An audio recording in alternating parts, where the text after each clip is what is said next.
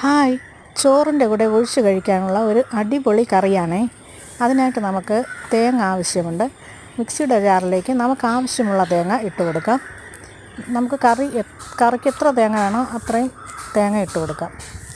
ഇനി ഇതിലേക്ക് ചെറിയ ജീരകം 1/2 ടീസ്പൂൺ, ഒരു അല്ലി വെളുത്തുള്ളി, പിന്നെ അല്പം വെള്ളം ഒഴിച്ച് നന്നായിട്ട് അരച്ചെടുക്കണം.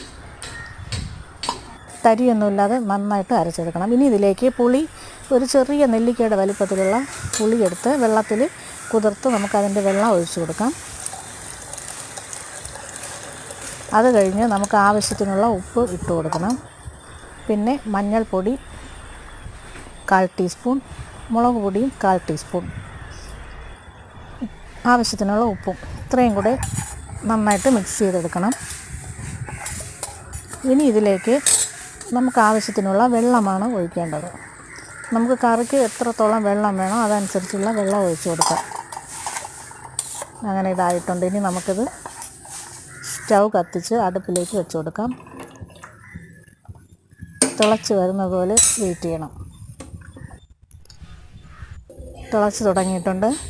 ഇനി ഇത് നമുക്ക് സ്പൂൺ വെച്ച് ഒന്ന് ഇളക്കി കൊടുക്കാം. വീണ്ടും കുറച്ച് സമയം കൂടെ വച്ചിരിക്കണം. ഒരിക്കൽ കൂടെ തിളച്ച് വരുമ്പോഴേക്കും നമുക്ക് നിർത്താം. രണ്ടാമതും തിളച്ച് വന്നു. ഇനി സ്റ്റൗ ഓഫ് ചെയ്യാം. ഇനി ഇതിലേക്ക് നമുക്ക് കടുക് താളിച്ച് ഒഴിക്കാം.